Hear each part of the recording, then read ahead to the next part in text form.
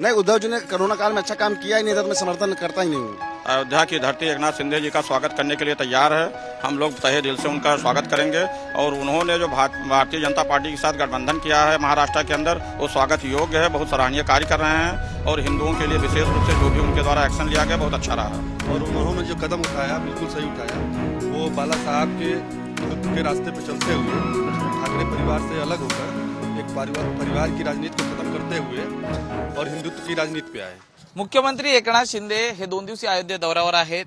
या निमित्ताने रामनगरीत ही पूर्णपणे सजल्याचं देखील पाहायला मिळत आहे। ठिकठिकाणी मुख्यमंत्री एकनाथ शिंदे यांचे बॅनर्स, झेंडे, पक्षाचे झेंडे हे देखील पाहायला मिळत आहेत।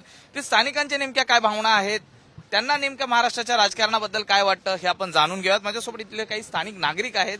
सर, क्या कहेंगे, मुख्यमंत्री महाराष्ट्र राज्य के एकनाथ जी शिंदे यहाँ पे आ रहे हैं, कैसे लग रहा है? बहुत अच्छा लग रहा है। अयोध्या की धरती एकनाथ शिंदे जी का स्वागत करने के लिए तैयार है। हम लोग तहे दिल से उनका स्वागत करेंगे और उन्होंने जो भारतीय जनता पार्टी के साथ गठबंधन किया है महाराष्ट्र के अंदर, वो स्वागत योग्य है। बहुत सराहनीय कार्य कर रहे हैं और हिंदुओं के लिए विशेष रूप से जो भी उनके द्वारा एक्शन लिया गया बहुत अच्छा रहा है।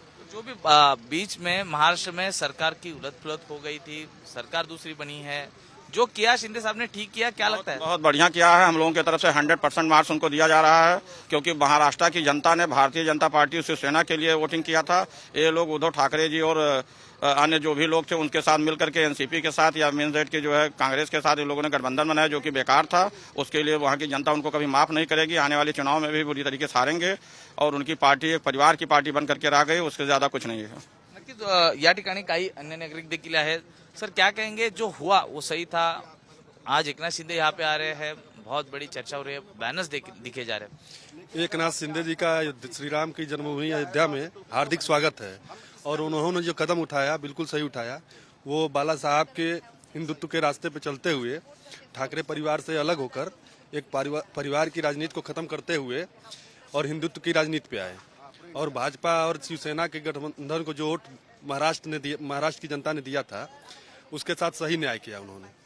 अच्छा, पर दूसरी जगह आप देखे जा रहे हैं तो उद्धव ठाकरे ये भी बात कर रहे हैं कि हम ही हिंदुत्व का जो एजेंडा है वो आगे लेके जा रहे हैं, हम लोग ने हिंदुत्व छोड़ा नहीं है। बस क्या बोलेंगे? माननीय बाला साहब ठाकरे जी जिस विचारों से जिसके प्रति हमेशा लड़ते रहे, उसके साथ गठबंधन करके उन्होंने सरकार बना ली, तो कौन से हिंदुत्व को आगे लेके जा रहे थे? वहीं पालघर में साधुओं की हत्या की गई, उन्हीं की सरकार में कुछ नहीं हुआ।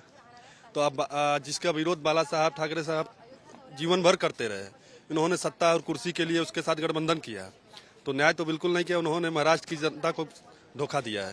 तर नक्कीच अन्य काही नागरिक आहेत, पर ऐसे भी बोला जा रहा है कि कोरोना काल में उद्धव ठाकरे जी ने बहुत अच्छा काम किया था, एकनाथ शिंदे भी साथ में थे, फिर क्या ऐसे हो गया? जो भी स्थिति अभी राजकीय परिस्थिति हो गई है महाराष्ट्र की, वो सही है? देखिए, कहा जा रहा है लेकिन सच्चाई जो है कोरोना काल में संतोषजनक नहीं थी महाराष्ट्र की। सबसे ज्यादा केसेस पूरे इंडिया में मुंबई से आते थे, सबसे ज्यादा लाशें वहां से निकलती थी। तो कोरोना काल में मुझे तो ऐसा, ये मेरा अपना ऑब्जर्वेशन है, ये मेरा ऐसा। पर यूपी में भी तो ऐसी ही परिस्थिति थी। यूपी में तो बोला जाता था कि गंगा के घाट में कुछ मृतदेह मिले थे। देखिए, यहाँ पे भी कोरोना से तो यूपी और महाराष्ट्र छोड़िए पूरे वर्ल्ड में यही कंडीशन थी, लेकिन जो एक पर्टिकुलर रेट है वो वहां पे ज्यादा था।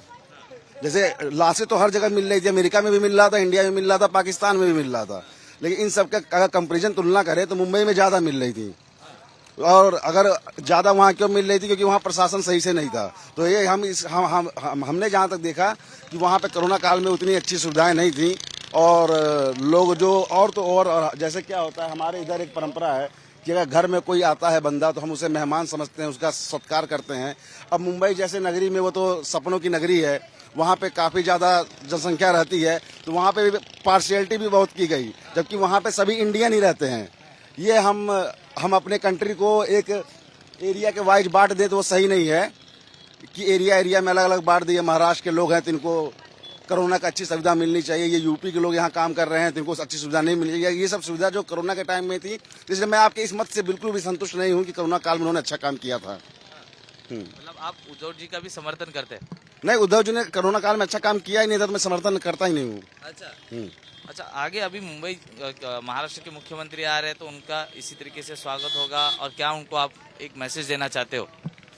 देखिए, उन्होंने जो उनका मैसेज है, सत्ता में रहते हुए उन्होंने अपने बिजी समय में से इतना समय निकाला और भगवान मर्यादा पुरुषोत्तम श्री राम के दर्शन के लिए उनके मंदिर निर्माण स्थली पे दर्शन करने के लिए आ रहे हैं। ये बहुत ही अच्छा संदेश है सारे भाई बहनों के लिए, ये बहुत ही अच्छा संदेश है। तर नक्कीच या ठिकाणी आपण पाहतोय की मुख्यमंत्री एकनाथ शिंदे यांच्या स्वागतासाठी ते स्थानिक नागरिक देखील उत्सुक आहेत आणि त्यांनी जे पाऊल उचललेलं आहे हे योग्य असल्याचं देखील त्यांचं म्हणणं असल्याचं पाहायला मिळत आहे। एकूणच संपूर्ण शरयू नदीच्या तिठाला भगवे झेंडे, बॅनर्स आणि यामुळेच एकूणच मुख्यमंत्री येण्याची जी उत्सुकता आहे येथील स्थानिक नागरिकांना देखील प्रामुख्याने मोठ्या प्रमाणात असल्याचं पाहायला मिळत आहे। राकेश नेरुणकर सह मी सूरज सावंत, अयोध्या। देश विदेशातील प्रत्येक घडामोडींचे लाईव्ह अपडेट मिळवण्यासाठी आता साम टीव्हीच्या सर्व सोशल मीडिया प्लॅटफॉर्मला लाईक, फॉलो आणि सबस्क्राईब करा। तसंच सर्व नोटिफिकेशनसाठी बेल आयकॉन प्रेस करायला विसरू नका।